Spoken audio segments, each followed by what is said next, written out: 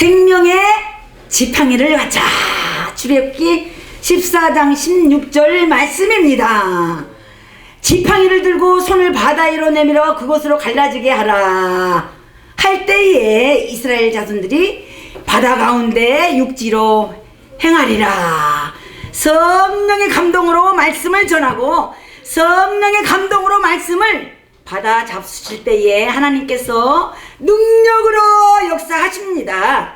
이 말씀은 우리가 하나 될 때 능력으로 역사하십니다. 데살로니가 후서 2장 9절 말씀은 말씀에는 능력과 표적과 기적을 따르지 말고 예수를 따라갑시다.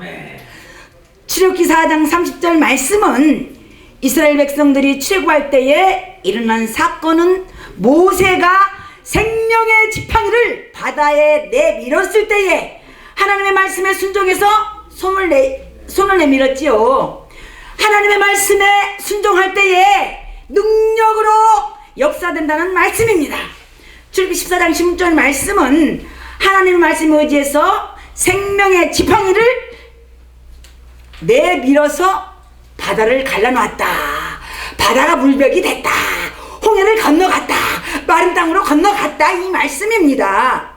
생명의 지팡이, 성령의 지팡이, 하나님의 지팡이를 갖자. 이 말씀입니다. 베드로는 밤새도록 바다에 그물을 던졌으나 고기를 한 마리도 잡지 못했을 때에 어두컴컴해졌을 때에 예수님께서 탁 베드로 옆에 나타나셔서 얘들아 고기를 잡았느냐 이렇게 물으셨습니다. 밤새도록 우리가 수고했으나 고기를 한 마리도 잡지 못했습니다. 이렇게 말씀하니까 그물을 배 오른편에 던져라 이렇게 예수님께서 베드로에게 지시를 했습니다. 그래서 베드로가 그 말씀에 의지해서 순종했을 때에 그 그물이 찢어지게 고기를 잡았습니다. 우리는 어디에 순종하느냐? 하나님의 말씀에 순종을 해야 고기를 그물이 찢어지게 잡습니다. 우리 여기 영혼을 불러온 것도 고기입니다. 우리 자체가 고기입니다. 말씀 자체가 고기입니다. 이 말씀에는 장과 절이 인을 쳐야 되고 이 말씀은 육으로 해석하게 되면 죽이는 것이 됩니다. 그래서 말씀은 영어로 해석을 해야 되고 영어로 풀어야 되고 영어로 바라봐야 되고 영어로 생각해야 되고 우리가 영어로 관계를 이루어야 옳습니다. 그래서 고기를 많이 잡았을 때는 하나님의 말씀에 순종해서 우리가 그물을 던질 때 우리가 많은 고기를 잡을 수가 있습니다. 출애굽기 14장 21절 말씀은 여호와께서 큰 동풍으로 밤새도록 불게 하셔서 바다가 물벽이 돼서 이스라엘 백성들이 마른 땅으로 건너가게 되었습니다. 바다를 갈라놓으신 하나님은 생명의 지팡이를 모세에게 주듯이 생명의 지팡이를 우리에게 주셨습니다. 이 세계복지신문 방송 김순수 목사님을 통해서 전 세계적으로 복음이 전해지고 있는 것은 생명의 지팡이 가졌기 때문입니다. 아멘. 이 김성수 목사님 굉장히 귀하신 분입니다. 저는 엄청 처음부터 하나님이 사랑하셔서 지금 계속 여기 방송을 위해서 준비하게 하십니다. 하나님이 일하게 하십니다. 제가 하는 게 아닙니다. 그래서 화요일날 이 시간에는 꼭 참석해 주셔서 말씀 한 말씀이라도 증거하시면 하나님이 다 갚으십니다.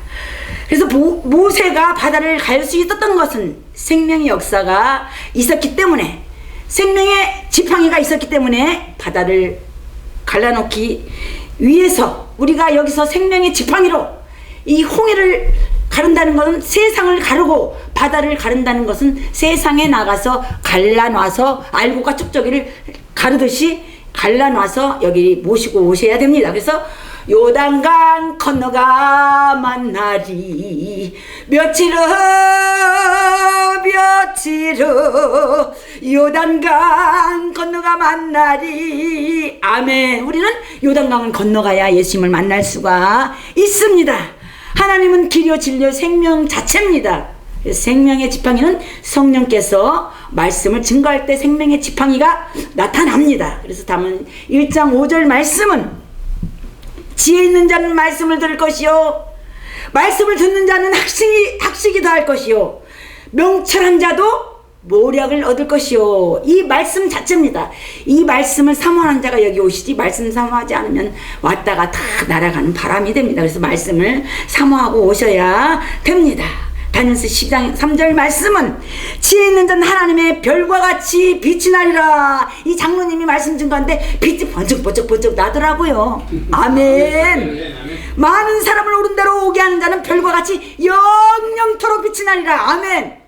이곳으로 인도하는 자는 영영토록 빛이 나게 한다는 하나님의 말씀입니다. 다니엘서 12장 3절 말씀인데 생명의 지팡이가 나를 이곳까지 아니하신 겁니다. 생명의 역사는 히브리서 4장 12절 말씀은 살았습니다. 말씀은 운동력이 있습니다. 말씀은 좌우의 날선 검보다도 예리합니다. 이 말씀에 예리해야 됩니다. 우리가 이 영의 역사는 아주 민감해야 됩니다. 그래야 이 하나님의 음성을 듣고 하나님께서 역사하고 하나님의 응답을 듣습니다. 이 말씀에 예리하기 때문에 홍과 영과 및 관절과 골수까지 찔러는 이 말씀이 돼야 됩니다. 아멘. 나를 세우시는 분 하나님이 내 안에 계시기 때문에 그 말씀을 증거하지 않고는 견딜 수 없는 심령을 허락해 주시옵소서. 아까 대표 기도로 이 말씀을 증거했습니다. 왜? 말씀을 뜨겁게 성령으로 역사하지 않아서 여기 오시지 않는 겁니다. 솔직한 얘기로 우리끼리 있어서 말씀드리는 건데 성령의 역사가 자기가 들어보니까 성령의 역사가 없었거든. 솔직한 얘기입니다. 그래서 성령의 역사와 간구와 도우심으로 말씀을 증거해야 되고 성령의 역사와 간구와 도우심으로 찬양을 해야 되고 성령의 역사와 간구와 도우심으로 기도를 드려야 됩니다. 생명의 지팡이는 나의 사랑이요 나의 안식이요 나의 피난처다. 피난처 있으니 환난을 당한 자 이리 오라. 오지 말라고 해도 말씀이 풍부하게 저한테 있으면 찾아옵니다. 오늘 3장 1절 말씀은 위의 것을 찾고 위의 것을 생각하고 위의 것을 바라보자. 위의 것을 찾는 자에게는 주께서 옳다 인정함을 받은 후에 사랑하는 자에게 약속하신 생명의 면류관을 주신다는 겁니다. 여기에서 일할 때 하나님의 성소에서 일할 때 생명의 면류관을 씌워주신다는 겁니다. 이것도 저희가 지금 연합해서 일하는 거니까 생명의 면류관을 씌워주신다는 약속입니다.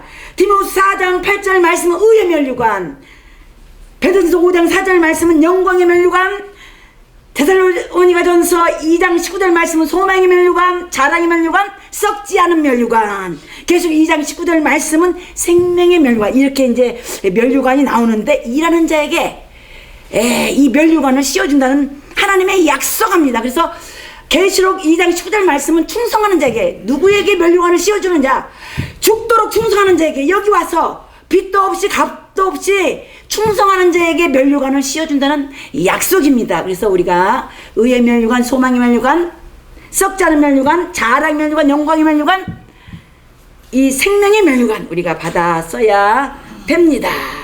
아멘. 이거는 하늘의 상급입니다. 아멘. 고맙습니다.